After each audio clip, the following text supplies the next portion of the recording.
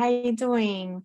Guys, welcome in. We're just giving it a few minutes if you can share the live out. I'm still trying to figure out how to share this live out to my viewers and my followers on the TikTok studio. It's very different for me. So please do bear with us. Hey Pam, how you doing? Welcome in, welcome in.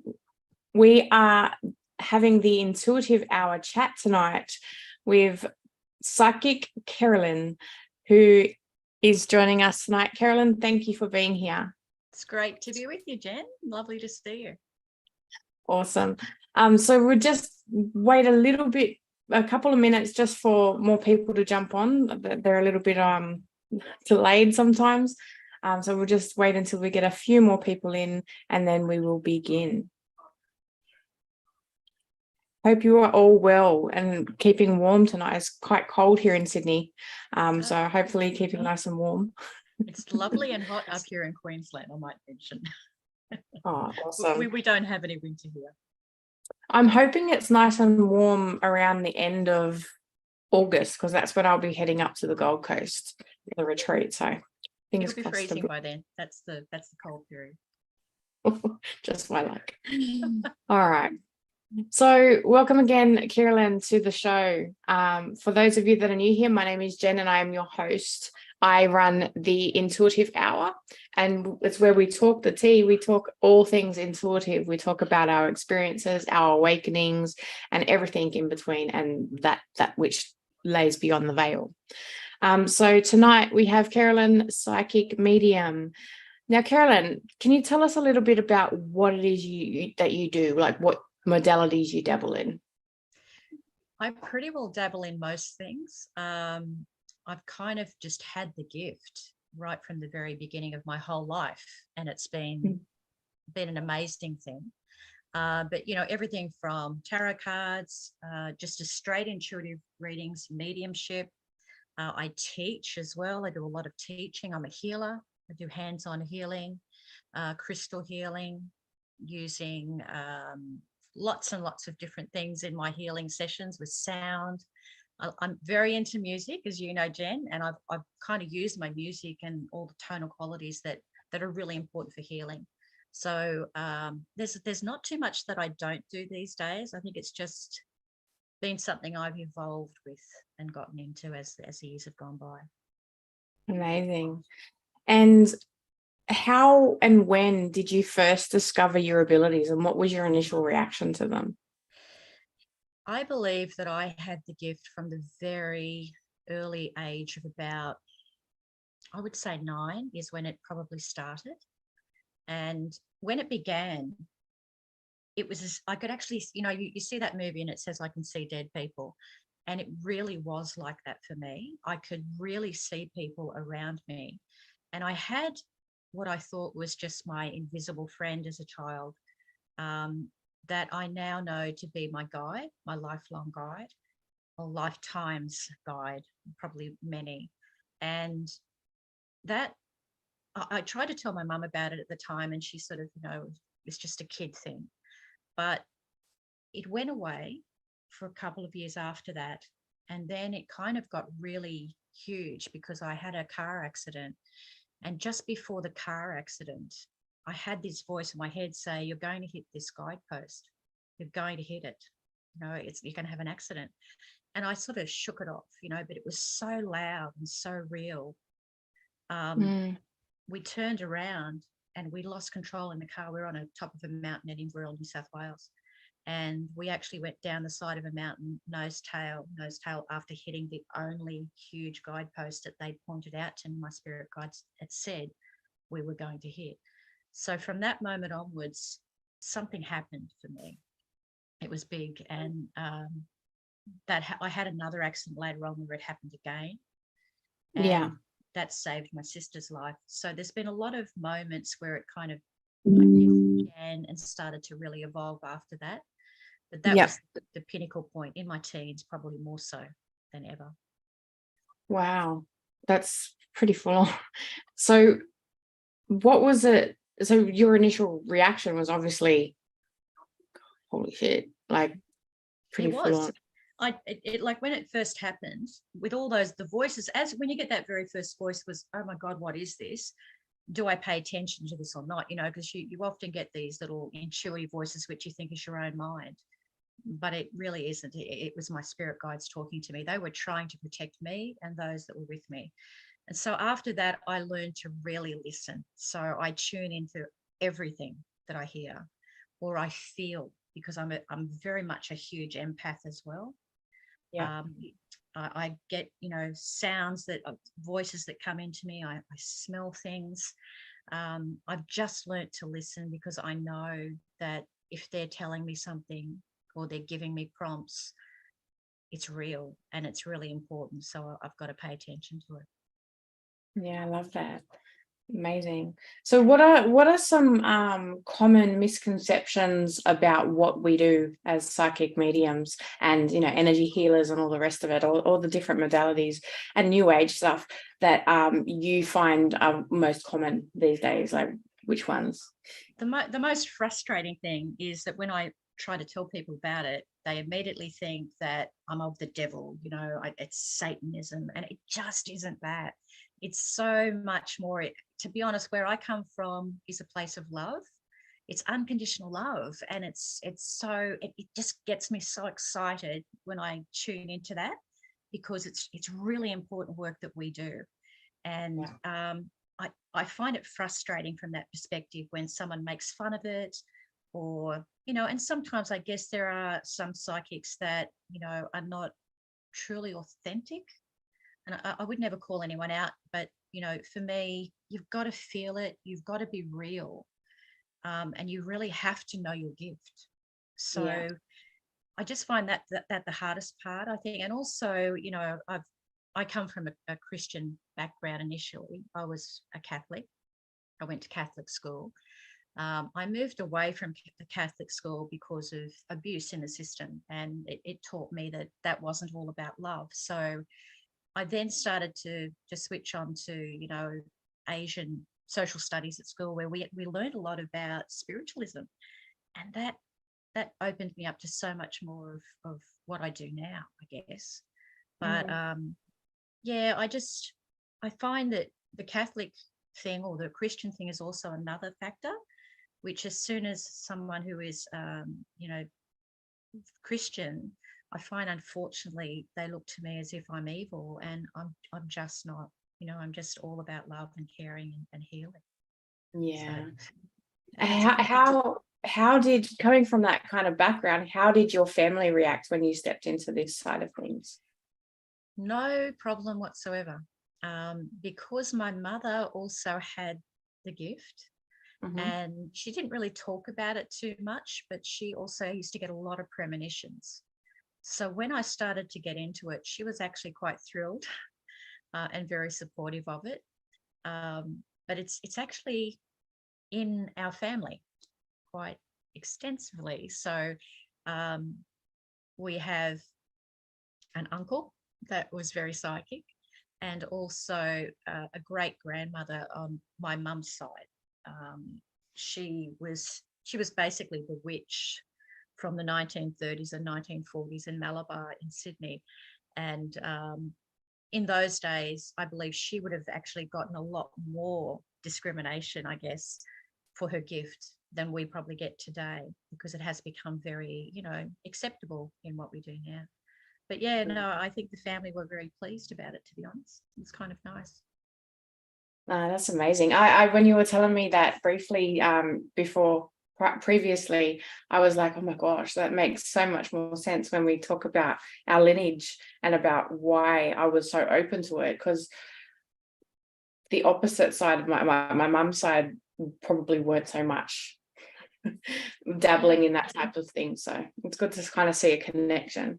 There's definitely, I really believe that there is a genetic component to it. I think that a lot of psychics will see that there is somebody else in their line that has got the ability, and you can still learn how to. We've all got it. Yeah. Some people just aren't turned on to it. They're not. I call it not being awake. You have to be ready for that awake moment, and but we are fortunate because it is in our family line. Yeah, amazing. So what's the strongest, or I know a lot of us use all of our different clairs, right? But what would you say is the one that you tend to lean to towards the most, or the what we might find is the strongest at the moment for you? It's really hard to say, Jen, because I swear I have everything that comes to me when it's meant to. I can't. The one thing I can't do, I find it really difficult. If there's one thing that is a difficulty for me, it's to isolate that. Like if I do a reading for people, it's kind of, I'm a healer. I know I'm a healer. That's paramount to me. Everything I do is about healing others and lifting them up, and helping them through their traumas. I love that part. That's probably a very important part of what I do. But the mediumship thing for me is, it's just a normal thing. I can't stop them coming, you know. And sometimes they're a bit busier than others and you can't shut them up. But it's really important that I think I leave it as open as I can in sessions, because I just never know what's going to come in. So even in a normal reading, I certainly do the tarot cards, but I'm also getting a lot of intuitive guidance. And I find a lot of the time there is an open road, a pathway. It just opens up. There's a beautiful light that comes in, and I just see people on the pathway either moving in. Sometimes there's a lot of people there, and there's Yeah. always one or two that are focal point that come down the middle. And I know then that they're here for that particular session, that person. So mediumship is big. It does bring a lot of healing as well. So it works hand in hand with healing facets of what I do. But I also love teaching as well. Love teaching. That. I love how so many everybody has different ways of connecting and the different ways of seeing and all of that. I love how broad this whole system is. It's amazing. So what's been your biggest lesson that you found during your journey, your awakening, and your psychic mediumship? The biggest lesson would be self-protection. Mm, And I think a lot of psychics and a lot of people in general in the public kind of look to what we do as a bit of a game, a novelty. And I know that, we actually, a lot of people sell it as that as well, because that's the deemed thing. That's a form of entertainment.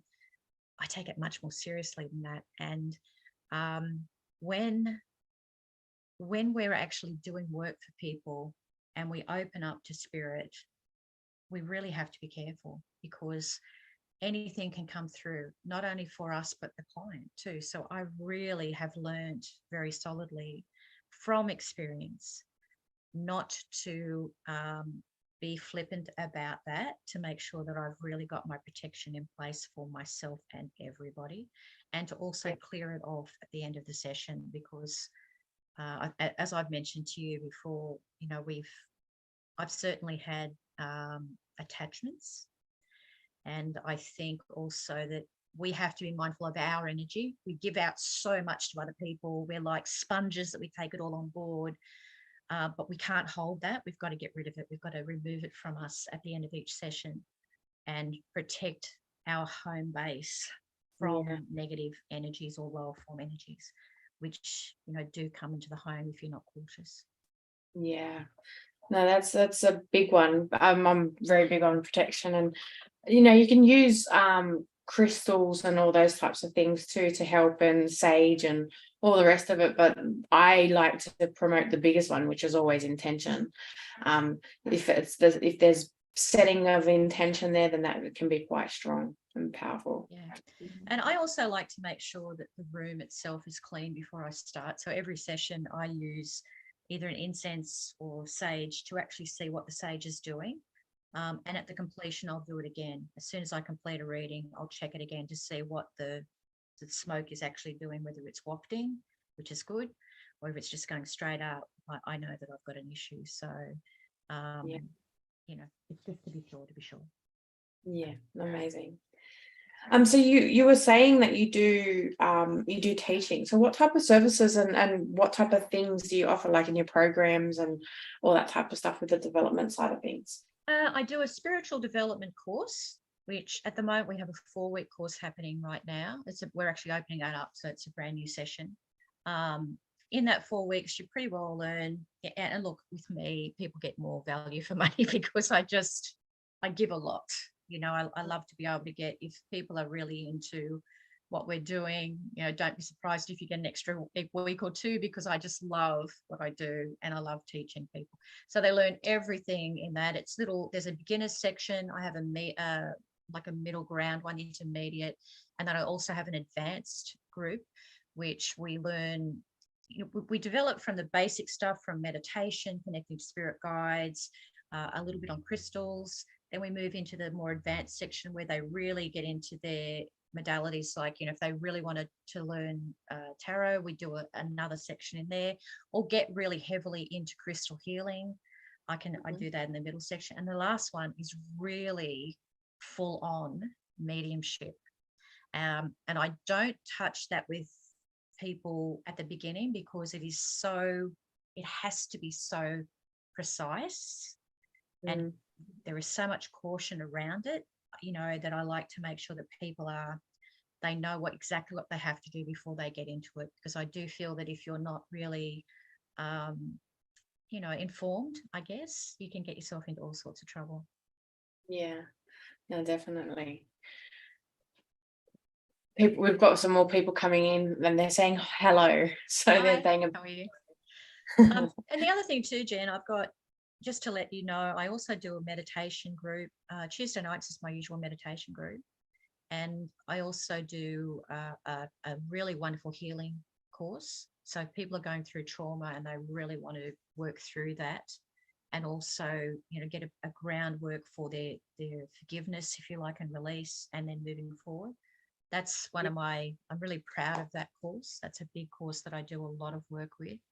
I'm also doing a one-on-one tarot course, which is really interesting. And I teach people intuitive work within that, not just to, you know, there are card readers, but I always believe that the intuitive stuff is really important as well. So they do tarot and oracle, right? Yeah, you can do.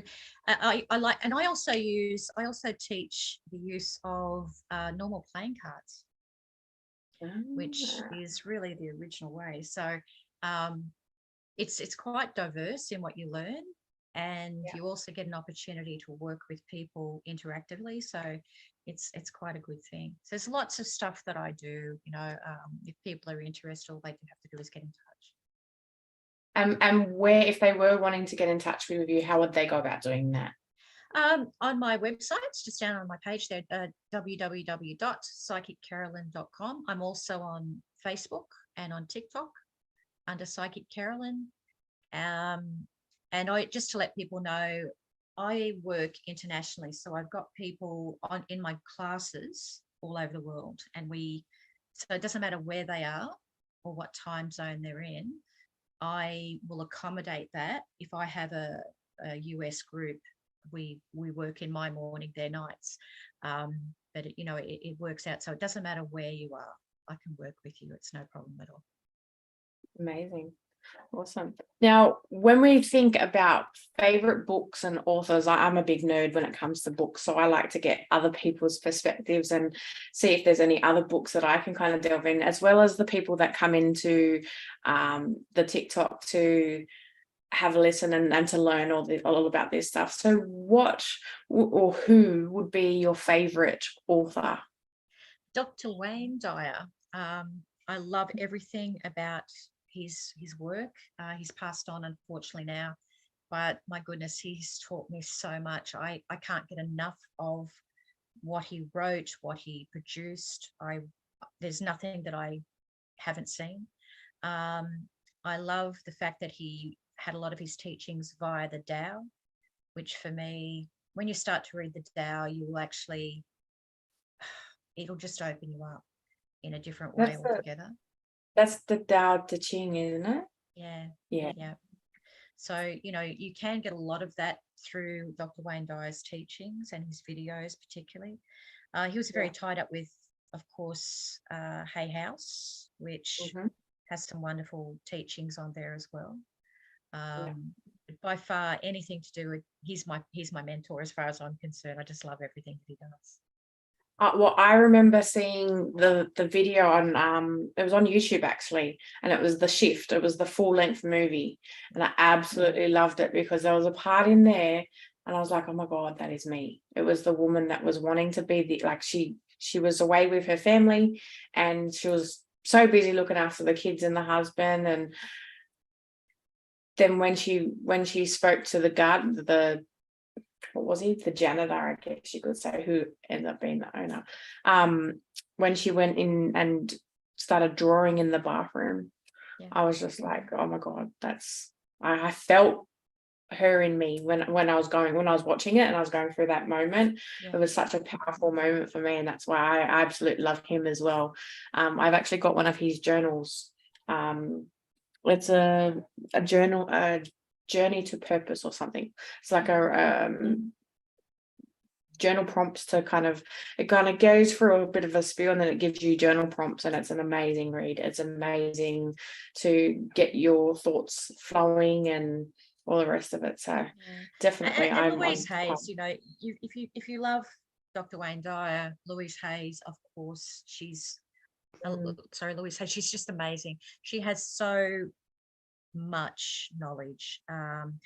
When it comes to meditations, I'm also into Jason Stevenson. I think Jason is an amazing guy. He does some incredible meditations and teachings too. So they're probably my three picks really out of all the ones that are out there at the moment. And any particular docos or anything like that you might refer someone through to? Well, there's too many to list. It's too many. There is too many. I mean, I think you're the book person. You collect all the books. I'm the one that just watches all these videos like crazy, and I can't get enough of them. I mean, my beginnings were, I don't know whether you're into it as well, but I was always into, hauntings and things like that. I watched them like crazy, like I've always been a ghost and goblin type movie person as well. So I couldn't tell you really. I mean, there's just too many, really too many. I literally remember being 3 or 4 years old and wanting to go next door to my auntie's place, my dad's sister Maria, and we'd have movie nights, and I'd just scary movies, and it always had to be about spirits or ghosts or some type of thing. It was like my thrill. I just thrived on it. I was like, I wanted to know more. And then when The Sixth Sense came out, I was like, oh my God, that was so amazing. Everyone else was like, you're a fucking weirdo. Like, are you right? I know. Look, and it's what it is too. I mean, I can't get enough of it. My daughter hates me for it because when she was in her, I think, grade 3 or 4, she had a birthday party, and I decided that they were allowed to watch a creepy movie. She has never forgiven it. She said she's traumatized for life. So I love them. Amazing. So what is your favorite thing about spirituality and this whole genre and the work that we do? What's your favorite thing? I love that I know that there is another place. I love that I am so connected and have the ability to be able to really speak with people on the other side. I love that. I really love healing people. I get so much. It's such a reward for me. I love to be able to see them connecting. And, I often say when someone comes to my sessions and they cry, I actually love it when they cry because I know they're healing. Not because of the trauma of it, but they're healing, they're letting it go. So by far, healing and helping others is just really important for me. But it's a wonderful thing. There's so much knowledge out there, and you can get so excited about what you can learn for yourself. And I don't think as a psychic you can ever stop learning enough. So I'm always topping that up as well. But I just love every second of it. I love every minute of it. I love that. So what advice would you have for someone who's starting out on their spiritual awakening journey or leaning into the type of work that we do? I think don't rush it. take your time, learn as much as you can. Like I said earlier, always make sure you really protect yourself, because, even I personally have had experiences where I realized that my levels I was tired, doing too much, giving too much, and letting my energies and my vibration lower itself too much so. And I actually ended up getting a bit of illness from it. So in my estimations, when you feel that you can't, don't. If you have to pull back and say I can't really do a session now, or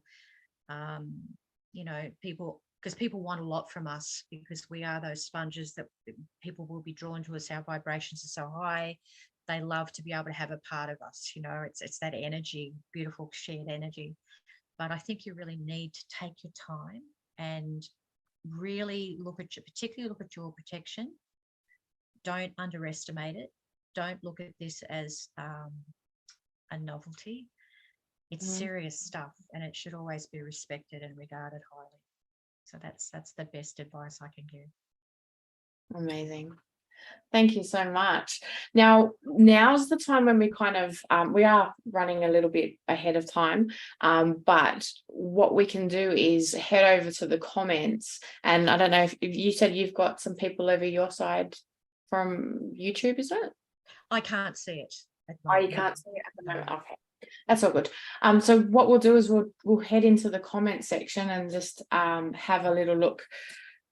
If anybody's got questions, or if they want to say hello or a shout out. I can see that we've got a couple of hi, Jen's auntie. Hello, welcome to the intuitive hour.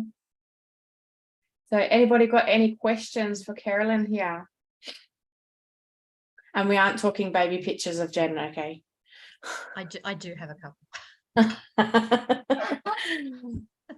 Oh, Elisa said you look like sisters. We still do the same thing. Good looks run in the family. Absolutely. Jen's the good looking one. Oh, I want to see baby pics of Jen. Yeah, not having it. Why? There may be a price. Okay. Sky has asked, why is it bad when the incense smoke is still? Okay, so when the incense smoke goes straight up, that means that there's something in the room. It's a lower form energy, a negative spirit. You do not want it there. The energy is very low. When you use your sage or your incense through the room, you will actually find after a period of time that it will start to waft. That's when you know. So it just spreads out and goes everywhere. That's when you know that the room is clean. I use a lot of that when I do house cleanses. I do a lot of work with that. And that's another thing that I kind of enjoy doing, because you're actually cleaning, doing a house clean, if you like, spiritual house clean for somebody who is living there with children. So it's quite a responsible job that you do. But I use all of that for that particular reason. So have you got any like freaky stories that you about those types of cleansing, and any that you might be willing to share with us? I've got a couple. Can I tell you the story about even having the healing here? Yeah. I've got a couple of stories, but I'll tell you this one first. We used to have a meditation circle in my home when I first began this. And we had this lovely girl, and I had known her personally, but she was really going through stuff, and her mind, it felt like it was all over the place, but it was really her energy. And when she came into the meditation group this night, we all felt something there. So we did a healing on her, and as it completed, in ensuing days, something felt different in my home. And I actually started to sense a very negative energy in that room. And to be honest, I've struggled to remove that energy for myself for quite some time. It had hooked on. She'd left it here. It was something that had been on her aura, and when we cleaned it off, it stayed. And in the ensuing, and I'll say years because it was definitely a lower form that stuck around for quite a while. We actually, my husband and I both saw it. I've had people who have stayed in the room where they've actually felt the compression on their chest. My mother saw it and felt it. My daughter saw it and felt it. So much so that people wouldn't be able to go into the room. I was speaking on a call with a friend from the United States and telling her about it. And then she messaged me back and said, you need to listen to the recorded message you just sent me at 2 minutes and 38. And when I did, it was an absolute growl. It was a guttural growl. And so I got the big forces in. I got myself and a number of other people who were mentors for me in my area. And we came in and we cleansed the house completely. And I haven't had any problems ever since in that capacity. But that's what I mean. Like, you know, there are times when you do this work that you can actually open yourself up to psychic threat. So it's important that you kind of look out for that. I have had a house that I did just not that long ago, and the children had been getting touched in bed. One of the girls actually had been, her feet, literally she was being pulled in the bed. So when I went in there, I knew she had 3 little kids. One was a teenager, 2 little ones. The little boy was autistic, which I believe was a reason that they had this attack happen, because his aura is just so open, you know, and I do find a lot of younger children get attachments. So we went through the home, and I actually felt something outside in the garden, and she was going to have a look in the garden and see whether there was something there, because we actually felt, and they found something there. But I mean, even the cat was going ape. We just had stuff in that particular session which was quite scary. You could feel it. It was a very negative energy. Thankfully, it settled. I know I sometimes also work, would you believe, with the Catholic Church. I do have a lovely priest here in Hervey Bay he does a lot of cleaning work as well. And so if I need the big guns to come in, because personally I think we're all following just a belief, a faith. So I don't really mind whether they're Christians or not. Even though they might want to burn me at the stake occasionally, but I do find that, it's good. So he works in with me and comes in as a second boost. So if they're still having, but hasn't quite settled, he'll come in and do the second round with me, which is really, really helpful. But yeah, I mean, I've had some creepy experiences just in the work that I do, and you just got to be careful. Wow. I love hearing all these types of stories. I could be here all night. There's a lot of stories I can tell you. Yeah, Lee has asked the question and said, how do you protect yourself? Like, what practices do you use? Okay. For myself, before I open any session, if I've got a client coming, I will already have done my protection work. I'll sit there and I'll absolutely call in my guides. I use the center of me. So I focus on my center, which is in my solar plexus area. And I will call on my spirit guides to make connection, and I'll ask them to be with me. And then I will ask them to present me with a color, whatever I need at that time, usually I find. And so that color then just evolves, like it kind of grows around me so that it becomes this beautiful protective force field of energy. And I sit in that just for a short time so that I can feel that energy, and I start to really feel like I'm really protected. I just know that I'm protected. At the completion of a session, I will ask for that same protection to come forward, and also to clean off the energy. I will wash my hands after every session. And if there's any remnants now, I just make sure that I do a little bit of extra work. Sometimes with crystals and sound, I use my Tibetan bowls quite a bit. I will always clean the room with sage, incense, and also my Tibetan bowl. So I've got the tonal qualities going out and making sure the room's clean. And that's for every client. Yeah, that's amazing. That's quite protected. I've just learned, I've had too many experiences where I think my energy got low, and I would never want to go back to that again. So protection is really important. Yeah. Wow. We've got some more questions? Oh, there's Harvey Bay. That explains the warmer weather, Lee says. It's beautiful up here. It's really lovely. Eli Waters and Maryborough for me. Oh, okay. I have no idea. Up the road. That's just up the road. Eli One Waters thing is in Harvey Bay, and Maryborough is about 25 minutes away. One thing I did find interesting when we were having a chat the other day about the different energies in different areas, because I know when I went to Byron on the retreat last year, the energy that I felt in that space was addictive. Like, it was quite, I always often joke and say that this tree, I fell in love with a tree because it grounded me so hard to the earth.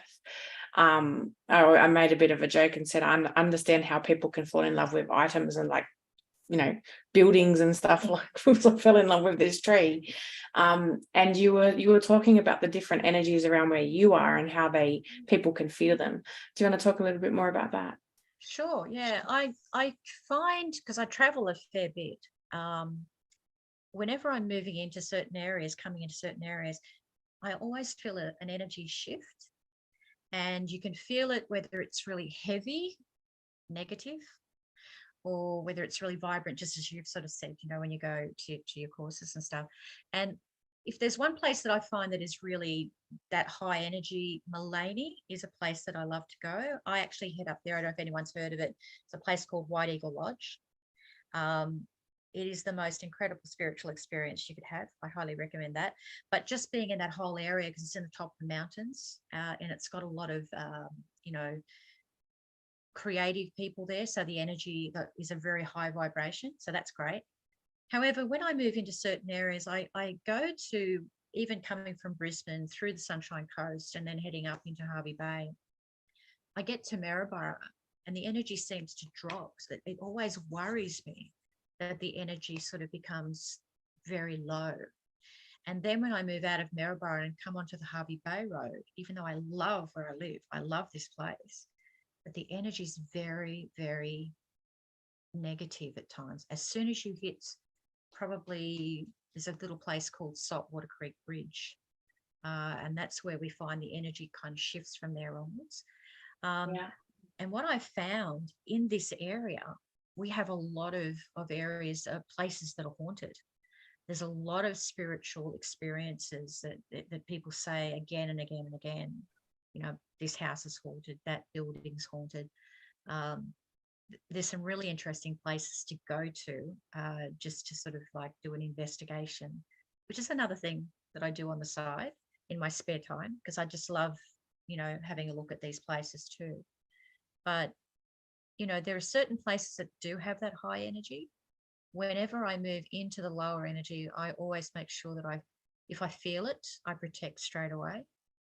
I live here. And when I get to my own home, it's fine. My energy's great. And I'm like you, I'm a bit of a tree person too. And, in nature, I'm always grounding myself constantly. So, but yeah, it's really interesting. I don't know if other people have found the same feeling. I do know my husband picks it up as well. He's very energetically, he's got a high energy when it comes to his intuition. So I kind of trust that too. But yeah, it's just a feeling that I get about the place. Wow, amazing. What else have we got? Oh, so someone here, Sky, has said, can the negative spirits hurt you physically? So I've always thought, when it comes to the negative side of things, or the apparitions and stuff, that a lot of the times it's the stuff and the fear that's within us that's projecting those types of things, like the energy that's projecting. What are your thoughts on that and what Sky's asked? I personally know that they can hurt you. Okay. I have experienced it.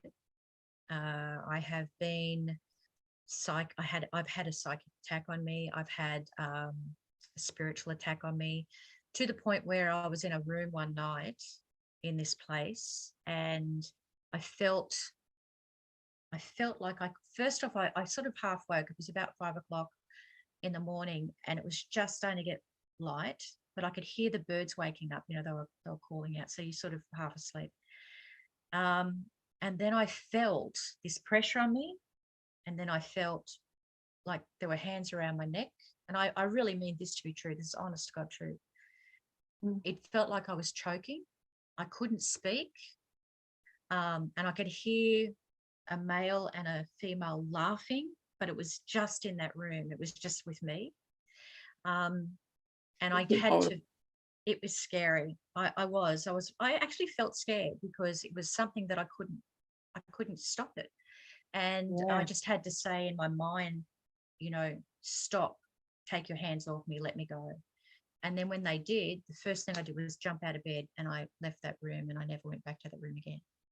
So your answer to that short is yes, I do believe that they can. I believe that there are very low form, I call them low form, demonic, if you want to call them another name, that can impact you. And that again is why I will always say protect, protect, protect. Sophia says she always travels with her protection bubble, and she's been pushed down the stairs a few times from the front of her shoulders. Yep, I believe that. Absolutely. And I think you're right to do that. So don't ever not protect yourself. It's really important. And Issa has said paralysis, question mark. Yeah. Okay. So you're talking about sleep paralysis, perhaps? Is that what you mean? It was extremely scary. Yeah. Oh, okay. Laura said she's had that before. It was a poltergeist. And yes. Issa has yes. Absolutely. That's what she. Right. When it comes to the paralysis, yes, I know that also happens. And I, again, have experienced similar. Your psychologist will say to you, it's sleep paralysis. And, I've investigated that. I've really done a lot of research so that, I needed to understand it completely too. Look, I believe that there is a sleep paralysis that can happen with some people. They have sleeping problems, that can happen. But when it comes to a psychic or spiritual attack, 100% you can be frozen in your bed without being able to move. And that's what I experienced. It's just you can't do anything. And that's it's quite terrifying when it's happening to you. So, you're not going crazy. People may say you're going crazy. You're not. I've had a number of clients who have had similar experiences. I could document them, and there would be a lot. There'd be literally thousands of people that would say, I've had this experience happen to me. So you're not going crazy at all. Yeah, Laura has said it's happened. It's hard to explain, but you just know when they are putting pressure on you, you can feel it. Yeah. And it's literally, and she can tell me if this is how she feels it, but it's literally as if sometimes it's a body weight on your chest. And there, if you look into it, you'll find that there is a demon that does that. It's been very well researched and documented that a demon can actually sit upon your chest, which is what they believe. It's a horrible sensation. You can't breathe. It compresses you. And even to the point, some of you have also probably felt the bed movement, indentations in the sheets. I mean, how do you explain that other than that is a spiritual entity that's there? There's some great movies. There's one particular movie called The Entity, which is quite scary. It's a 70s or 80s movie, I think, but it is a true story. It's actually a true story about a woman who had a poltergeist in her home, and it was actually sexually assaulting her and abusing her.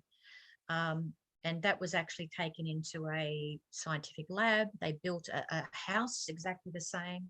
I think it was slightly dramatized in the movie, but the actual story is pretty close to it. So if you really want to look at something about this, check out the movie The Entity, because it will really answer a lot of your questions. Sky said, I semi-regret I semi-regret listening and asking now. So I think she's That's scared.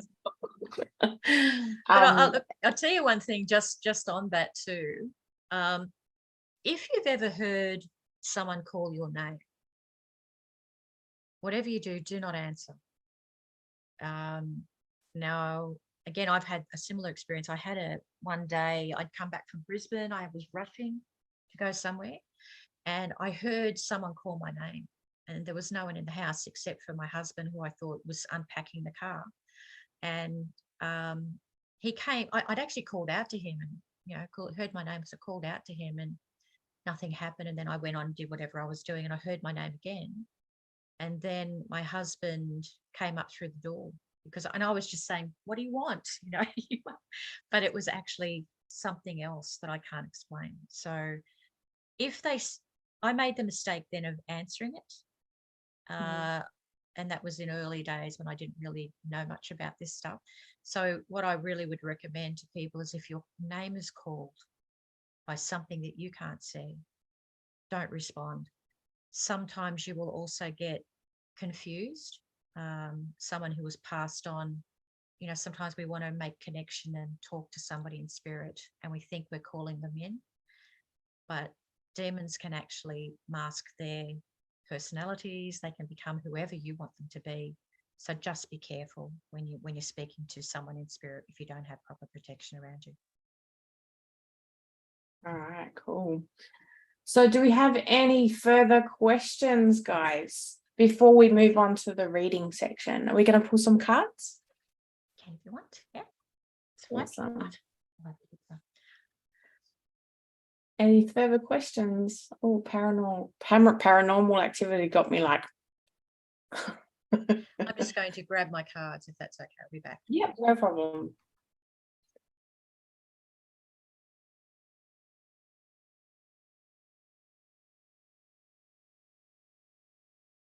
Wow, that's crazy, Laura.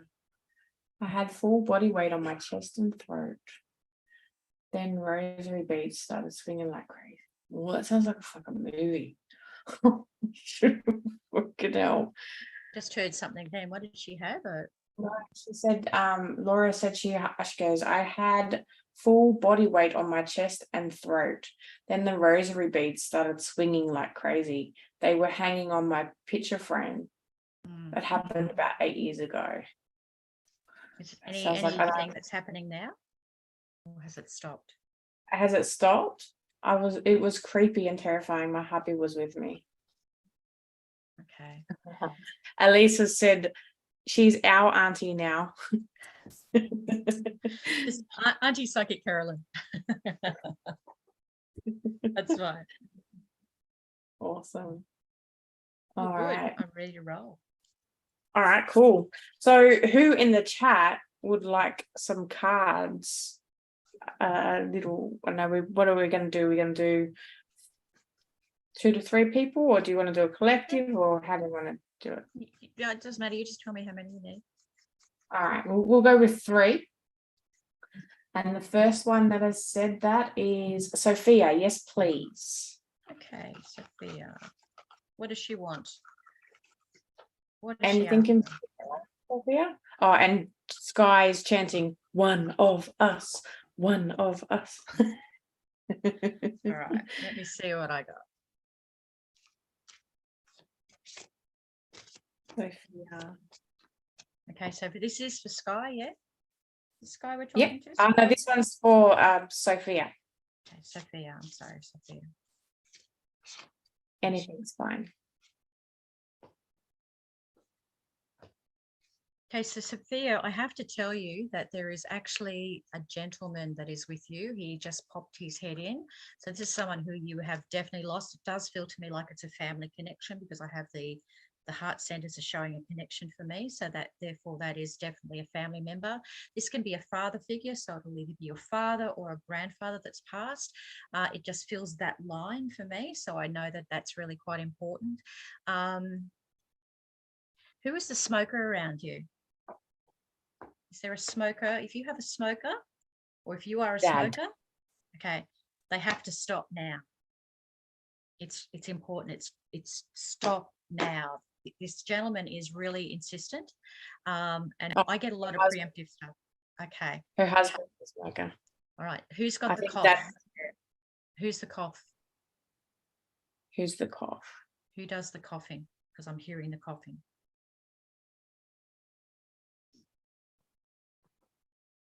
Me, her. Is she a smoker as well? She's the cougher, and I think the husband's the smoker. He coughs as well. Right. So you've got to stop. It's really important. I'm getting a red flag on this. So it's not to scare you, but it's to do something about it. I only get prompts like this if it's something that can be changed. All right. So it's to your benefit to make sure that you do that. So I just had to bring that forward. The gentleman has now stepped back, and I thank him very much for being here. All right. So I have the color card coming forward. So with the color card, I just need to let you know that you have to really move up your energy levels at the moment. I feel like your energy is really down. They're asking you to breathe in that healing energy. Is a lot of healing that's necessary for you. You've actually like hidden it back behind you a little bit, Sophia. People aren't actually seeing it because you don't let them in. And I just want to say to you, if you're feeling like you've got a lot of stuff that you're holding on to from the past, that stuff that's really made a mess of the trauma and stuff, you just know that it's okay. You don't have to worry about it being an embarrassment to you. Make sure that you work with your spirit people and try to heal. If you need to get, see Jen if you can, do some healing work because it's important. They're telling me that if you don't, it's kind of like I get stuck and I can't move forward. So I need you to start working on that. And they also ask you to have more of a calm mind because your energy, you've got this lovely, amazing heart center. I feel this really beautifulness about you. It's just a lovely glow. But don't let other people agitate you because I feel like you get edgy with other people's input. So it's really important that we find that place of the peaceful heart as much as you can. And I just feel like once you do that, you'll be able to really emerge as a much stronger, spiritually connected person as well, but also finding your empowerment is what I want to say, because I feel like you've got things that you need to do. Don't put off stuff because somebody else doesn't want you to do it. So grab hold of what you need to do and do it now. Okay. He says, yes, I am a little down. Yes, and I am at the moment. Husband's triggering me. Okay. So, I think nurture the garden a little bit there is what I'm getting. So I just need you to take care of yourself though. Don't put your needs secondary. It doesn't work like that. Blessings. Thank you. Okay, next up we have, where are we? I'm going to go for Uncle Toasty. Yes, please. He's still Uncle here. Toasty? Dre? Yeah, can I get a yes from Dre? Yeah, he's here. Okay. Right, I've got to do 2 shifts of cards here. Can I just say, you need a hug because I just feel really emotional with you straight away. My guides are saying you can be tough on the outside. You can be tough on the outside, but my goodness, you need a real hug. You need lots of love. I feel really sick with you at the moment. Your energy is making me feel unwell. So I don't know what's going on with you, but it's an energy that's really hitting me hard. I just feel immediately emotional. So something's going on with you that needs to be worked on. You need to have some healing as soon as you can, and you need to work through it. Please watch your health. There is definitely a health concern for me there. Not to scare you. Work on it. Change it. Do it now. Okay.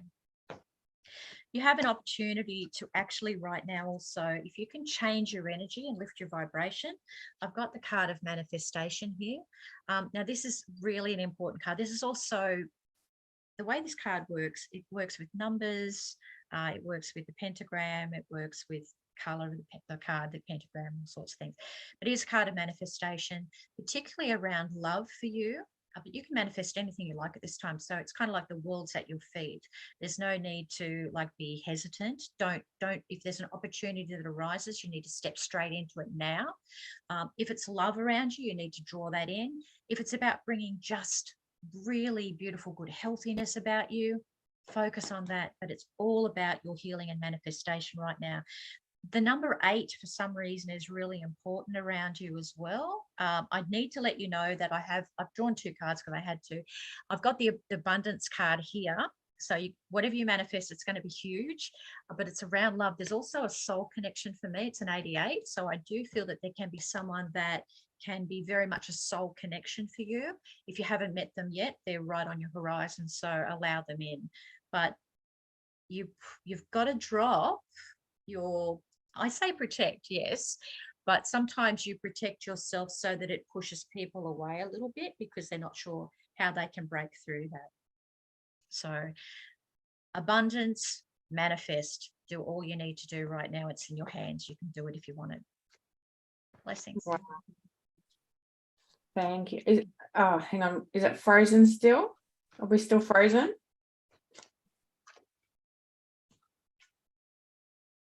Are we good? It's better now. Okay.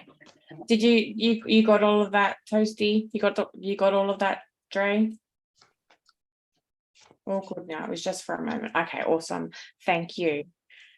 Yeah, he said he's been through a fucking hard time. Okay.